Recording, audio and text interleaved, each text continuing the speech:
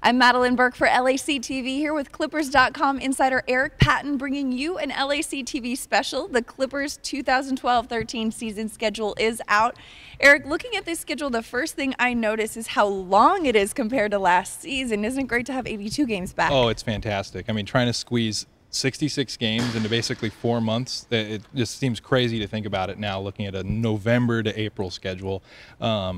I mean, it's going to give guys more recovery time, more practice time, some of the things that were missing last year, and allow guys like, some of the veterans like Karan, Grant Hill, Chauncey Billups, and other guys a little more recovery time and rest time to maybe make the season a little more normal, if you want to call it that.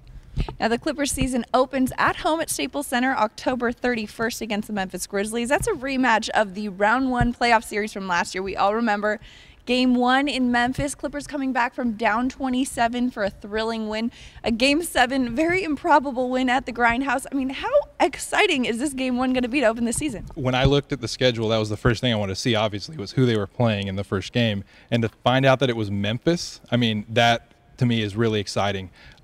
You got to think that they're going to be out for a little bit of revenge, right? I mean, that was the last game they played last season. Yeah, it was, and the regular season will never make up for a loss in the playoffs, but at the same time, it still counts. And to get a chance to play the Clippers, to make up potentially a little bit for that loss, for their fans watching at home as well, it's probably going to be a little bit of a revenge factor. Yeah. Now, looking at the beginning of the season, though, for the Clippers, it's pretty favorable for them at home. They've got quite a long home stretch to start it off. Yeah, the first 9 games are all on the Pacific Coast, actually.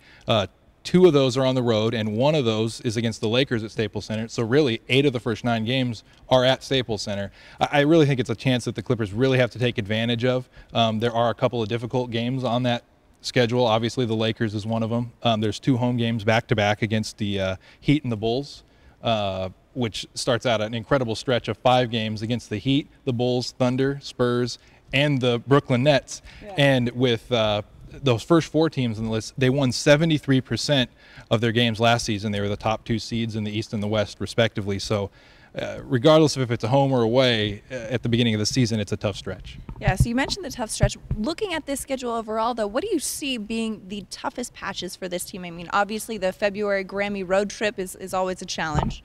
That definitely is. That's an 8-game trip that takes place from the 30th of January all the way to the 11th of February, leading almost up to the All-Star break. And that stretch from January 14th to February 14th, there are 15 of the 19 games on the road. So obviously that Grammy trip kind of gets extended into a longer development on the road, so to speak. There's another one that's a little weird late in the season. I think it's looks like March 26th is the beginning of a 4 games and 5 nights where they play 3 Texas teams and in New Orleans sandwiched in the middle of that. San Antonio obviously is going to be a contender.